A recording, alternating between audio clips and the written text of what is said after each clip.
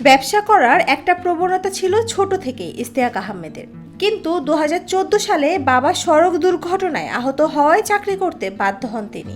তবে চাকরির পাশাপাশি সবসময় ব্যবসা সংক্রান্ত কিছু একটা নিয়ে ভাবতেন। বন্ধু সিজ্জেলের কাছে প্রথম জানতে পারে ফ্রিল্যান্সিং সম্পর্কে। এরপর নিজেকে দক্ষ করে তোলার জন্য বিভিন্ন সামাজিক যোগাযোগ মাধ্যম সহ ইউটিউব ঘাঁটতে থাকেন তিনি। পরে নাজমুন নাহার নামের এক ফ্রিল্যান্সারের খোঁজ পান। 2019 সালে তার কাছ থেকে একটি কোর্স করেন, যেটি ছিল এসইওর উপর। নিজেকে দক্ষ করে তোলার জন্য 10টির বেশি কোর্স করেছেন ইশতিয়াক। 2021 সাল থেকেই শুরু করেন আয়। এখন ইশতিয়াক অনলাইনে ফ্রিল্যান্সিংয়ের কাজ দেওয়া এবং নেওয়া, ওয়েবসাইট, ফাইবার সহ স্থানীয় কাজ করছেন একজন সফল ফ্রিল্যান্সার হিসেবে। ইশতিয়াকের ফ্রিল্যান্সিং এর শুরুটা হয় 2021 সালে। এরপর নিজেকে দক্ষ করতে করতে পেরিয়ে যায় বছর খানেক। তারপর একটা কাজ পান ইশতিয়াক। প্রথমে যে বাইরে কাজ করেন সে কাজ 4 মাস করে মাত্র $30 পান।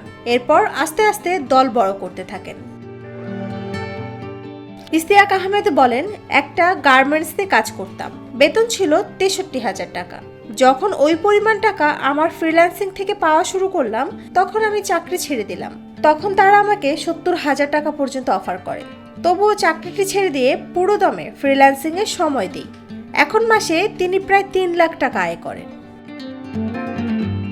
নুসরাত জাহান শম্পা, নিরপেক্ষ নিউজ ডেস্ক।